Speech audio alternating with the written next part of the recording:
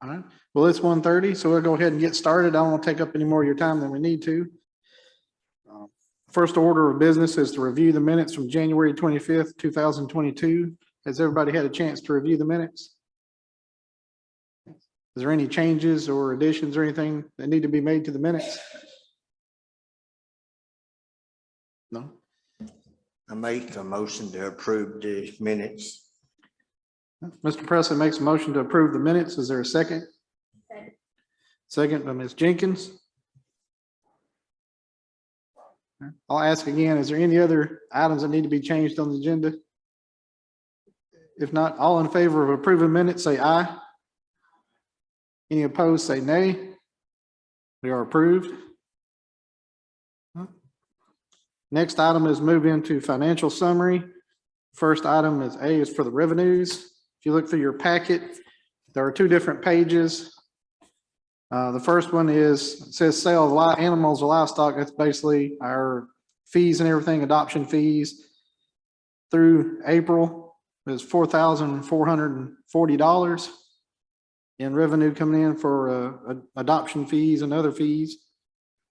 And on the next page, should say page 202 in your top up corner, contributions and gifts, non-recurring items and other local revenues. Total through April is $7,632. If you flick to the next page in your packet, should see a column with red column has a listing of all adoptions for animals that have been out of the shelter and plus a listing of donations. Looking through these, we have a grand total of 11,307. So that is, like I said, adoption fees, other fees, and then donations and things that have come into the shelter. And that is for this current fiscal year, so July 1st through today. Is there any questions on the revenues? So what's that $750 sponsor? So when we had our adoption fair, someone donated the fee that we were taking for donations for what we were calling sponsorship. So a single donor donated that whole payment. Yeah. Okay. Are there any other questions on the revenues? No? Seeing none, we'll move forward to the next item on the agenda. Is our event revenues, and I think we just flip over to the next page, should see a kind of a blue chart. This goes through, this is for the April 23rd Paws on the Farm event. It just shows the different donations and whatnot that came in, plus a kind of donation of items. That total with the fees and everything that were paid, plus donation of items such as donation of a banner by Catalog Kings, Good Pup, and then miscellaneous Amazon donations. Total comes to $2,648. 1,762 of that was donations or sponsorships or adopting animals. So, Ms. Trout, I'll turn it over to you if you want to get to a little bit more detail about how the Paws on the Farm event went. Okay. Excuse me. So it was on a Saturday and it was out at the Farmers Produce. We had a couple of vendors to come out to try to help us attract people to come in, but the main focus was to try to get as many dogs as could adopted. We had 6 total adopted that day and raised a total of $2,600. I think we started 11 and our original plan was from 11 to 2, but we extended it out to 11 to 4. And we had someone singing, and we had Tennessee Soul Barbecue was there.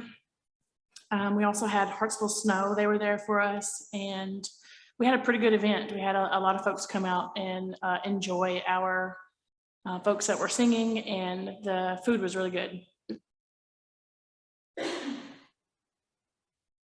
Okay. Before we go too much farther, there is one item that should have been included in the agenda and I missed it, so I apologize. I'm gonna ask if we could put under 5F where it says other. The water department has a van that they're willing to transfer to the animal shelter. And so I would like for the board to discuss recommending acceptance of that to the county commission. And we'll discuss that a little bit further when we get to that item. Next item on the agenda is the expenditures. So if you flip to the next page, you can see we've expended in our animal friendly grant, that's a spay neuter grant. It's $1,300 every fiscal year. To date, we've expended $1,200 of that. So we have $100 remaining.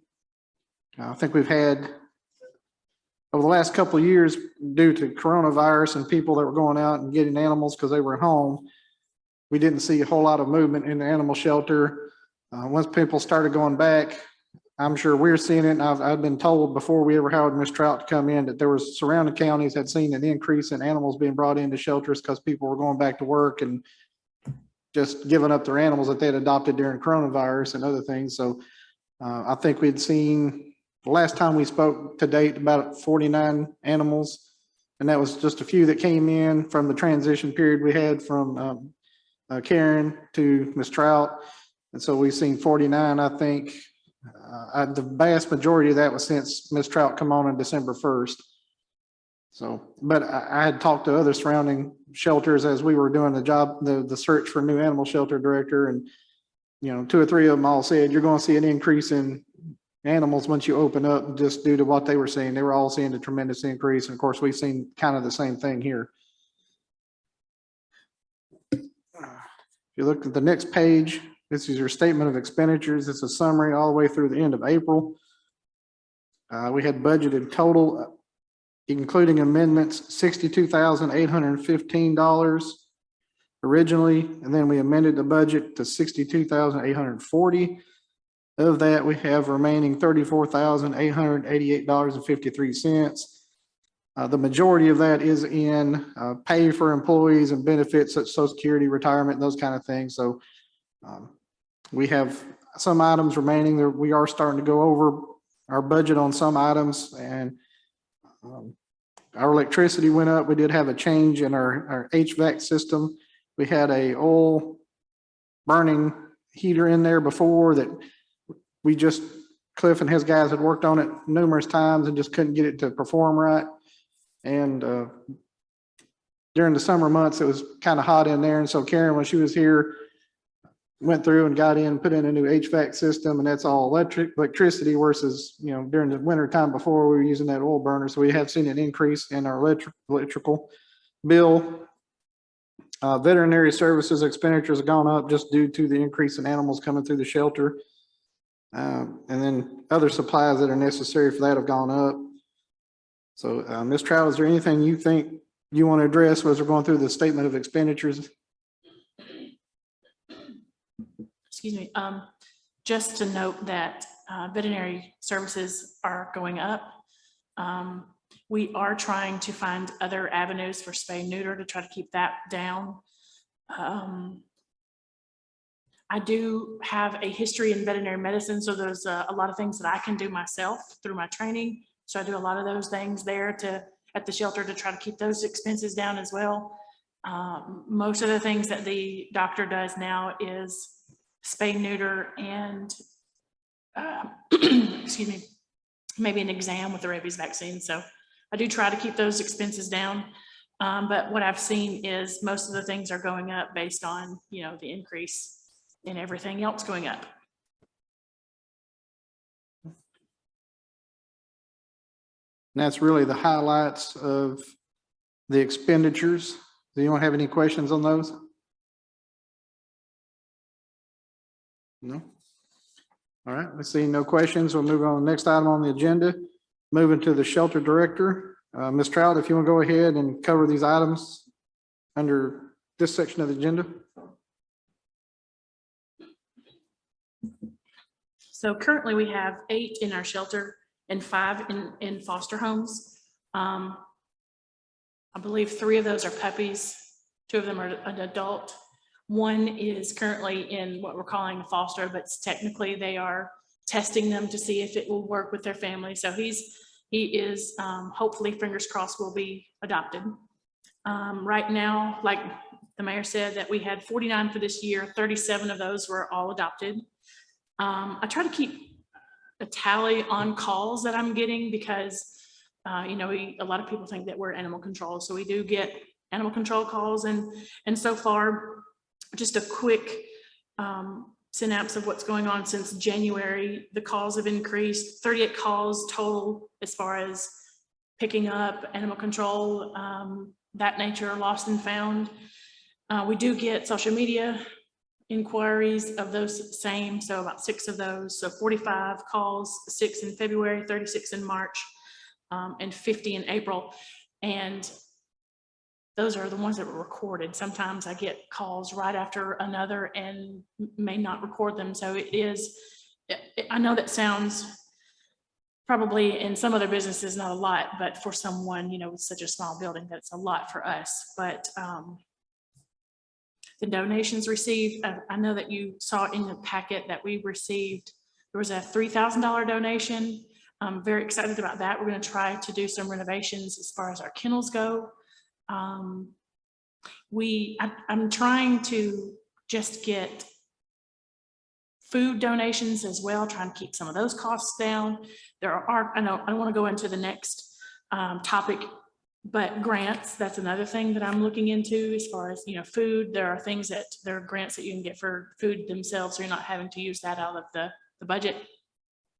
So I do go to a monthly board meeting of sorts with the surrounding shelters or animal control directors, trying to get information on, you know, what works for them, trying to keep our budget and our costs and all of the things, just really collect this information so I can kind of take it a little bit further and do a little bit better with what we have.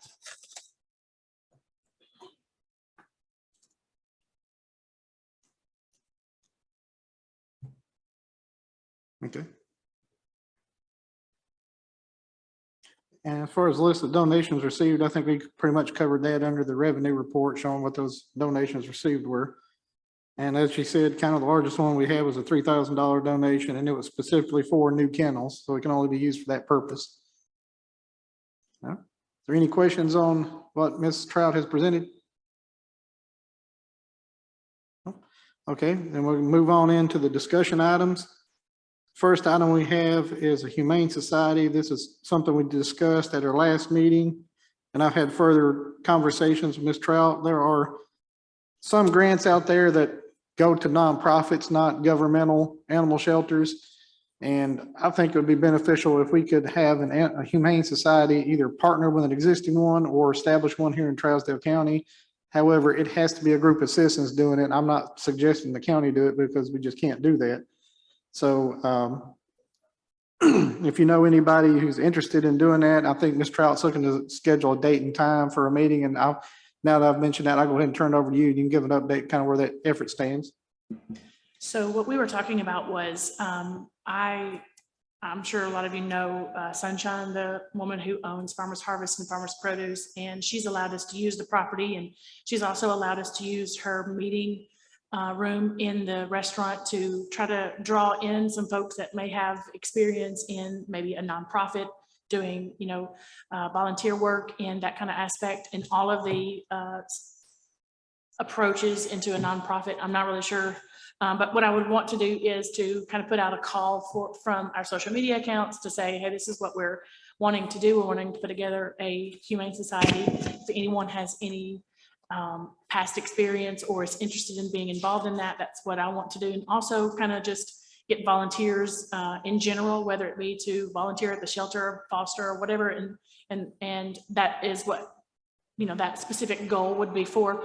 I don't have a date. I wanted to bring it to your attention before I actually made it official and put anything out there, that it would be okay that we went ahead and started the Humane Society.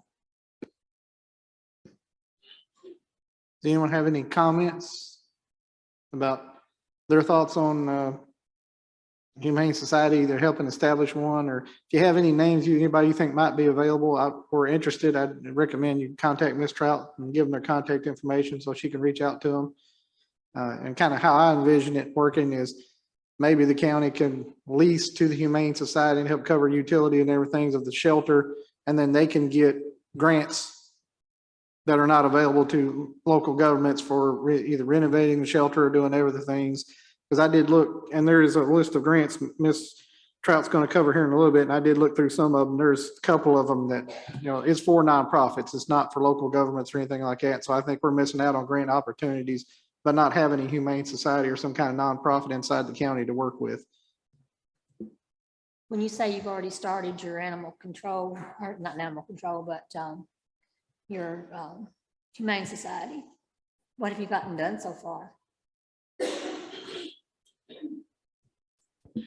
So far, just researching the things that would be needed, not so much putting anything together. I've asked some folks that do run a nonprofit. There is Sumner Spay and Neuter and Macon Spay and Neuter that I've been in contact with and talked to them on how to do putting those together. And I've gotten some information, like steps and how-tos and things like that, but not really putting anything together yet, just because not really sure where we're going to go with that, but definitely want to go forward with some additional support for us.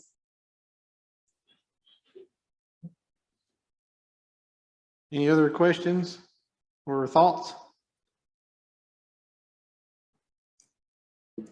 Will this be a 501c3 organization? Yes, ma'am, it would be a 501c3. Do you have someone in mind to do that paperwork for you? Um, Are you going to do it? the woman that I spoke about, she's willing to help me get it started. Okay. She's not willing to run it, but for sure help me Get you get it started. Get you the organizational mix. That's that you right. need. Okay, That's right. That's Mhm. great. Okay.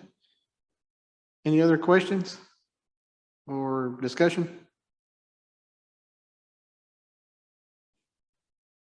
No? Seeing none, we'll move on to the next item on the agenda. This is animal shelter policy updates. Again, Director Trout. That has a very nice ring to it. I've been speaking to the attorney, the city attorney, and we have been going back and forth on things that we're interested in, looking at other counties. Again, we don't have a whole lot for our county, basic things like what to do when we get an animal in, if we have to board, things like that. The other counties have specifics. I don't want to put too many rules, but just some rules. More than what we have is what we're looking into. I don't have a whole lot right now, just because the city attorney is looking into that right now, but what he brings back to me, I will bring to you. And I know particularly one of the things we're looking at too is to address a kind of a big, I won't say gray area because it's probably more in a gray area. It's just really undefined, and that's really dealing with vicious animals or dogs running at large. I can tell you right now, I spoke to a couple of people up here on the corner of Morrison Street and Green Top, and that were having an issue with some dogs running loose, and we're kind of frustrated that they're not being able to get any kind of assistance. And well, our shelter, when it was established, specifically has in the policy that it cannot go outside the shelter. It cannot go out and pick up animals. It was just made to accept them as they come in. So that's been a concern for several places around the county. And I know that's something that Mr. Beller is looking into as far as drafting some kind of policy on that. Once we do have some kind of language, I've already spoke to Chief Cawthorn and Sheriff Russell, and we're going to have a meeting with county attorney, myself, them, and Ms. Trout to kind of talk about how we're going to go forward addressing those issues. And then once we have something more definite, we'll bring it to the board and then hopefully go up to the county commission and see what we can do about getting those areas addressed. Because I have some questions about how's it need to be structured. I know different communities do it different ways. It seems to me, looking at it, it seems to be the one that is more, I don't want to say effective, but I'm coming up with a blank for another word, is if that animal control is couched under the sheriff's department, it seems to have a little bit more leeway or authority to deal with it. And then if it's kind of out as a separate department out on its own, because them being general law enforcement officers have a power and authority that somebody that would be kind of the special exemption doesn't have.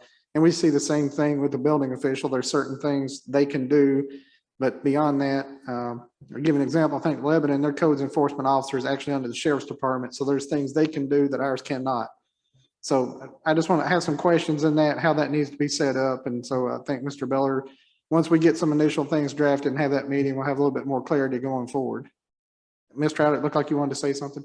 I just wanted to add to that particular situation. I have assisted as best I can with that. So hopefully they'll have that resolved. And when I say they, I mean the police. Hopefully that they'll have that resolved pretty soon, because I can't do much, but I've done what I could with that particular situation.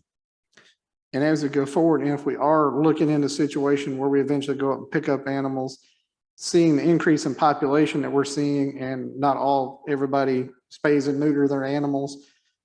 We have gotten call for cats. So that's happening. Though the cat situation looks like maybe most communities do what they call community cats, where they'll fix the cat and then turn it back loose because it keeps down rodent population and that kind of thing. So that's an alternative course of action. But I'm particularly concerned, as we're growing, we're seeing the same thing. We're discussing having to do a new justice center and jail and all this stuff just because of what our current conditions are. The current shelter was built, nobody knows exactly when, but it was really not built for the purposes of being a full-time animal shelter. It was just kind of a last stop thing that was overseen by the sheriff's department.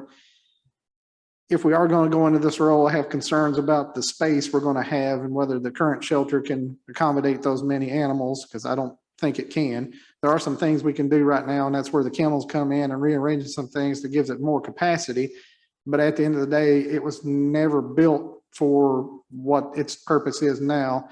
And Ms. Trout did bring some concern itself and those kind of items. And I did ask our building official to go up and look at it, and he inspected it. And there were about 12 to 13 different items that are code violations that he found that we need to address going forward. We did put some money in our proposed budget to address some of those. However, I don't think that's going to be a complete cure-all. And one of the things that Ms. Trout and I discussed, particularly for the Humane Society, if we could set up some kind of agreement that it's technically under the Humane Society, maybe they can get grants for constructing a new facility or something like that that we can't get. But again, as we work with Humane Society, it's going to be, well, just like most things, your first plan is not going to be what comes out the end. So we'll have to adapt it and whatever thing to what it is to the local conditions. But I just want to reiterate that I think we are losing out on opportunities, but not having a Humane Society here. So those are just some concerns. I don't have any answers for you on some of those things today. It's just concern I have if we're starting to transition and doing more of these things, which I'm getting more and more people in the community wanting to know, why don't we do this? Why don't we do that? And have had several suggestions. One suggestion was to start requiring licensing of pets. One of the problems I have with that is that's not going to be very popular. I can see the looks on some of the faces right now as soon as I said it. And my thought is if it looks like I'm trying to push that forward, we just want y'all to go out and pick out which tree I'm going to swing from. So, but I do think these are items as we transition, and that we are, according to the state and how they rank you as far as economics and whatnot, we are what's called a transition county. And we've seen all the growth, everything coming in. I think over the next couple of years, we're all going to be amazed at some of the things that comes down the pike looking at us as you see people coming out of Davidson County, Sumner County filling up the way it is, Wilson County filling up the way it is, and just the, well, lack of affordable housing in those areas. You can still move out here, and even though it looks like it's a huge price to us, people moving from other areas, it's cheap to them. So I think we're going to see more and more of these issues as we go forward, and it's not unique to the animal shelter. It's across the entirety of the county government, from our solid waste to our sheriff's department to our EMS. It's going to be across the board. So I just wanted to let you all know about that. So we need to be forward looking as we go, and just unfortunately, that's just kind of where we find ourselves, or fortunately, depends on how it works out economically. So I'll stop my little rambling in my little soapbox and see if Ms. Trout, if you have anything further on this item. If not, we'll move on to the grants. I do want to add that the licensing, it's not to control how many, which one, or anything like that. It's just if the animal was loose, it would know where it would go. That's the only purpose of a license. But then I suggested a rabies tag tax, and that could be beneficial as well. Okay. Does anyone have any questions or anything on this agenda item? or statements. You don't have to be a question. Do we have the animals that come through the shelter, they have chips put in them? We do test for microchips, and then if they do not, in order for them to be adopted, I do microchip them. And I think they're all spayed and neutered as they come in, and we do all the examinations of them and whatnot and try to get them in the best shape as they can when they go out. And like you said, microchip them. I just wanted to add my main concern about any of the animals that's out on the street that is not someone's pet or someone has claimed it is the rabies vaccine. You were talking about stray or feral cats. TNR is something that they do, trap, release, or trap, neuter, and release. But the main concern is rabies. The number one thing that you would probably get bitten by that was rabid would be a domestic animal. Okay. Well, seeing no questions or further discussion, we'll move on to the next item. That's some grants that Ms. Trout would like to apply for. If you want to go ahead and start discussing those. Sure. I didn't have the ability to print out a lot of printouts for all of these grants, but I do have, if you want to look at them. The first one on the list is Bissell. It is basically, they do a lot of different things, not just one thing, but they do provide sometimes up to $50,000. They also do different things to encourage people to adopt the animal. They do something called, I think it's called Clean the Shelter. The point is that they lower the cost of the adoption fee. They pay the shelter the fee, and then the person that is adopting would be, say, $25, $35. And they do that annually. They also have something where they collect donations and they disperse those out. So everyone would donate to them and they would disperse it out to their partners. It does say that they do give out to shelters. It does on here say 501c3, but also it says that if you were a shelter, that you would be included in that as well. And I can pass these around if you want to look at them. And then Pedigree. Pedigree is, I'm sure everybody knows, the Pedigree Dog Food. It's owned by Mars. And they actually have a grant where they will provide you dog food. And the only thing I have a concern about dog food is that we just do one brand right now. I'm doing Purina 1. There's nothing wrong with Pedigree. My thing is that we just have an additional support where it's not coming out of our budget itself, and that is a grant. They also have other things that they do. They do give a month or an annual total.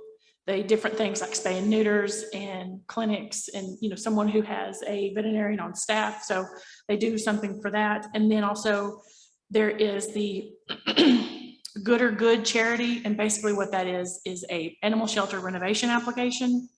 That's the one that I'm really interested in, so that they can renovate our shelter. So I definitely want to apply for that one.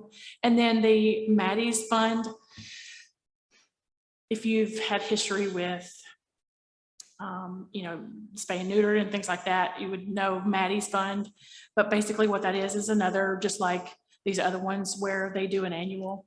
And most of the time it's in the summer months, I believe, is when you apply for it, or in the fall months. So a lot of these are closed, but definitely would want to get, I think there's one that we can apply for in the fall, but definitely would love to get them the coming up fiscal year to see if I applied for one, I think that was $3 million.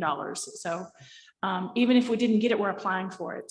And they would possibly, hopefully give us something, some of them 50,000, some of them 10,000. Some of them is based on if you can come up with, a unique way of adopting your animals out. So there's different ones that you can get. Obviously, if we were 501c3, this list would be a whole lot longer, but these are the ones I could come up with that do 501s and municipals. So.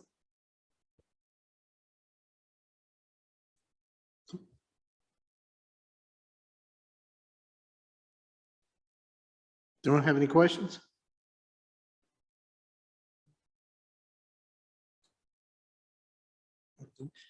Of the grants you went through and mentioned, and I know I haven't looked at them online, it's, I have one of these organizations or foundations may have 2 or 3 different grants.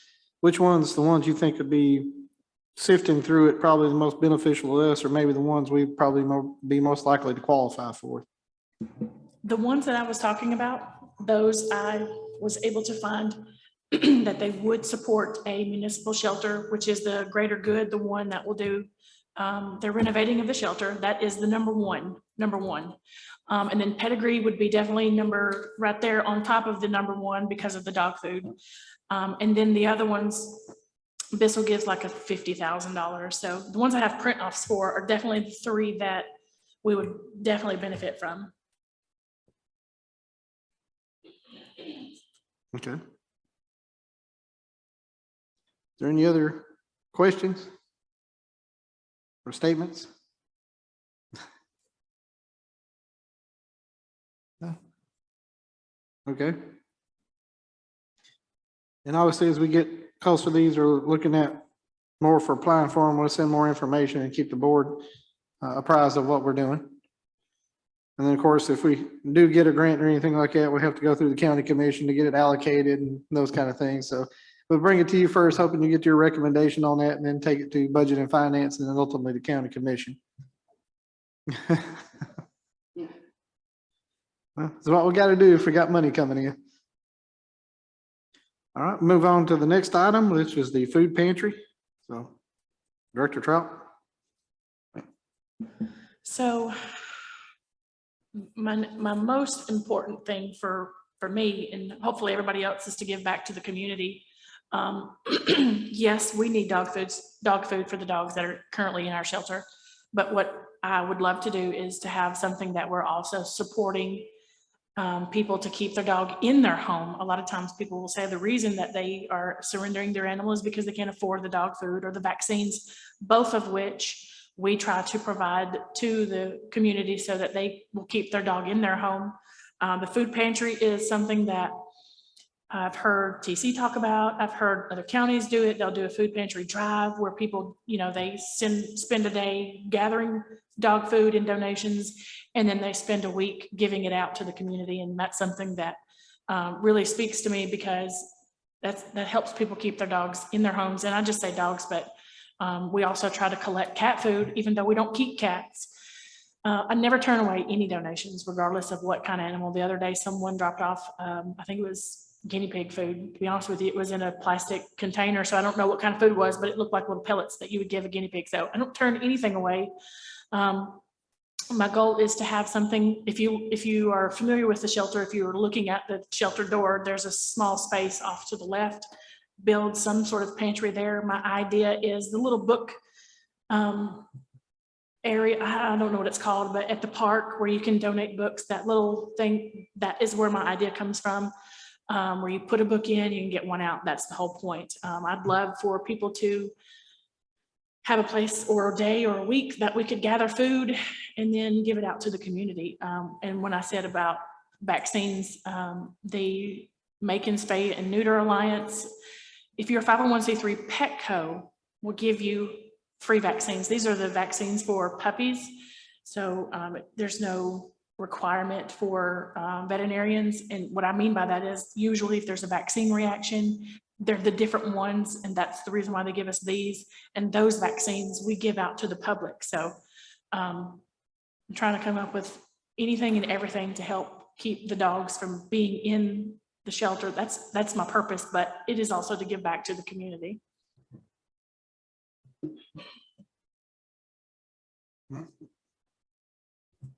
I will let you know that the Meals on Wheels program, they service low-income people, and they also send out weekly dog food and cat food. And they got a grant, it may be through the CARES Act or whatever, but they got a grant to pay for this food, and it's delivered to the senior center for Meals on Wheels to hand out. And before that, they would get bags donated from the dog food manufacturer in Lebanon. That's who donated. I mean, they would just go load their truck up with it. Was it Mutual? Yes, something that they did it before they got this CARES Act money. But I do know anybody on the Meals on Wheels program that has a dog or cat gets food regularly. So that does help that population, and I don't know who to tell you to contact, how to get a grant like that. But I do know you might want to talk to the people in Lebanon because they would give it by the truckloads. That's when Tim worked, and Tim would go and get truckloads of dog food. 10 miles. Mhm. Yes, I remember Yes. that.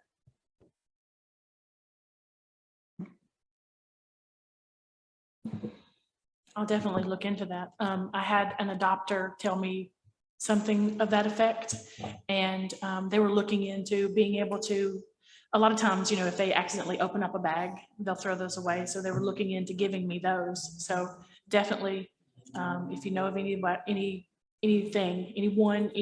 that is going on that would benefit, you know, us getting their food, that'd be great.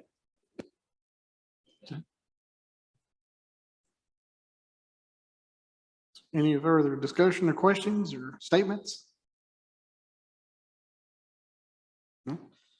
Seeing none, move on to the next item on the agenda, and that is proposals for a mural on the animal shelter building. Again, Ms. Trout. So my main concern with the animal shelter is that no one knows where it's at. And number two, that we're associated with the convenience center. However important, they don't know where we're at. And so I was hoping that we could come up with a nice way to make the building look a little bit more approachable and get the word out where the building is and what the building is. So you have a copy, but I have the original in my hand. If you want to look at the originals, I will definitely pass it around. But our point is, the first one has other dogs that we've actually found homes for.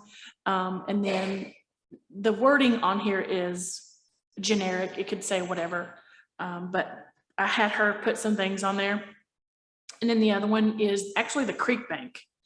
And then a drawing of someone and a dog. It can be whatever, but that was the point of the background, is the creek bank. And I thought that was a great idea, but you can see on here, there's some words on here and all of it can be different. It could say just the animal shelter, it could say whatever, but I would like to incorporate spay and neuter as well as the building. Obviously, we're not spaying and neuter in-house. However, if your dog was spayed and neutered, maybe I wouldn't have so many dogs. So that would be the reason why I would want to put something of that nature, and definitely would want to put fixed trials. They'll have something to do with that. I know she's on her own entity, but I do try to talk to her and get people to understand that if they're not able, because anybody comes out of our shelter is spayed and or neutered. But if that's the cause of having to surrender your animal, definitely we'll get Lisa Steva involved in that. So I do want to incorporate her somehow. These two options don't even have to be the options. I thought that these were great because one has the previous dogs that we have gotten into the shelter and adopted, and the other one has the creek bank on it. So, or I even thought we could put both of them, like kind of merge them both together and go with that. So it's just whatever the board likes or doesn't like, but we were hoping that we could put our name on it and a drawing of some kind. Thoughts? Have you got any quotes or somebody to volunteer their time to do it, or? I do. Actually, she's going to volunteer her time and her expertise. Her first name is Bree. It's the woman who she did, there's, what is it? Adopt, Don't Shop. That little, if you've ever been in the shelter, she's the one who painted that. And it was very ironic because I was thinking about it, talking about it out loud, and then the same day she gave us a call. So yeah, she's going to volunteer her time. Is there any cost we got to pay for the paint and stuff? I've already worked that out with her, and she said that she wouldn't have any costs. I think it's a wonderful idea.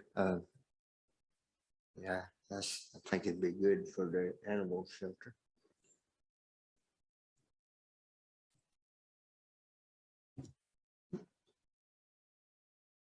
Any other thoughts? Do we need to vote on it or anything, or is it ready to go? If you want to vote to support it or think it's a good idea, do you have any, I will ask if you have any feedback on the design itself or thoughts on what it should include. Yeah.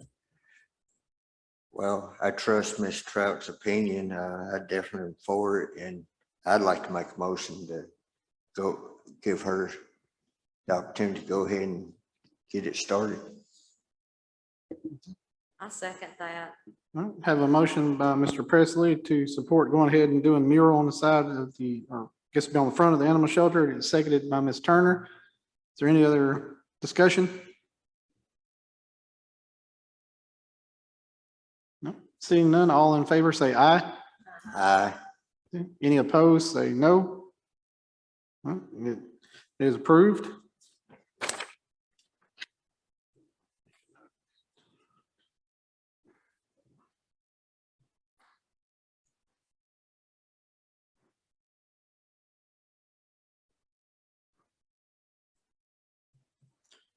All right, that brings us down to other. That's where we'll discuss the van. The water department has a small Ford Transit Connect van that they had bought for some equipment and that they were using to video the sewer lines and everything to see where we're having rainwater getting into the system. Over time, the equipment they've got to have has gotten larger and larger, so now it's larger than the van can handle. And it's fully paid off, it's depreciated out, so they're looking to get rid of the van. It does have a couple little issues. It needs some work done on one of the back doors. It doesn't lock right. And they would need some other equipment put into it. Ms. Trout, other than, I remember the door was an issue. Other than that, do you remember if there was any other issues? And then what would you need to do to the van to get it suitable for the animal shelter's use? So that is the only thing that I can remember is the door itself. I think someone said something about something under the hood. I can't remember what they were saying. I think Tommy said something about, honestly, I don't remember. But what we would want to do is to add some kennels. I didn't bring that information with me. However, I did find on, I can't remember the name of it, I'm sorry. The type of kennels that we were looking into, the design is called honeycomb, and they use them in bird dog hunting. That's just where I found it, was transporting bird dogs. And I've gotten a quote on them, and the gentleman says that in the truck that we've got, we can put 5. I think it'll probably be beneficial to do 3 large and 2 small, just in case, just so that we don't have to have such a large box in there, but it would fit. You can access them on either side because it has 2 doors. You can also access it on the back, or could even eliminate the back and just access it on the side. So we could just kind of go from there as far as the kennels go, whether or not we need to even look into having that door fixed. I think the main problem with that door, however, is it won't lock. Because someone was telling me that the reason why it's messed up is because people forget that you have to unlock it and then open it, not just open it. And I believe that for 5, it was $12.85. And I'll have to see how much it would be for 3 large and 2 small. And then we would want to take, obviously, the water and sewer sign off of it and put something of, for us on there. And then I was even thinking about taking the light off, but that may not be necessary. And that's really all we would need to do to it. Okay.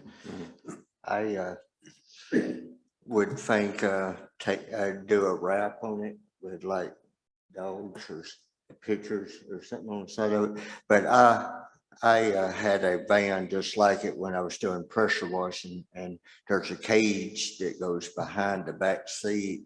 I still got the cage if I would donate, if they would need it. Okay. And it would be good if this body, if you want to support this, just vote to recommend that the county commission transfer the vehicle from the water department, which the water board has already voted on this and they're okay with it. Like I said, it's already depreciated out. The water department doesn't really have a use for it anymore. It's just been sitting. And so they're ready to get rid of it. So if this board decides it wants to, vote to recommend to the county commission to transfer that vehicle from the water department to the animal shelter. And I would accept a motion to that effect if anyone wants to make that. I make a motion to bring it to the county commission about transferring it from the water department to the animal shelter. A motion from Mr. Presley. Is there a second? Second by Ms. Jenkins. Is there any further discussion? Seeing none, all those in favor of recommending the county commission transfer this Ford Transit Connect van from the water department to the animal shelter, say aye. Aye. Any opposed, say no. It is approved. All right, our next item is public comment. We don't really have anybody from the public here. It's just us, but if any board member wants to make a comment or make any statement, Ms. Turner? I just want to thank Rebecca for all her hard work. It's showing. And I, for one, sincerely and deeply appreciate it. You've worked very hard for the animals in our county, and I just want to thank you publicly and from the bottom of my heart. Thank you. Appreciate you. Anyone else? All right. Well, that brings us to the end of our agenda. If there's no other items or anything you think needs to come before us or no more statements be made, I'll accept the motion to adjourn. Motion to adjourn. Motion to adjourn by Mr. Presley. Is there a second? Second. Had a lot of takers on that one, but seconded by Ms. Gregory. All those in favor say aye. Aye. All right, we are adjourned. Thank you very much.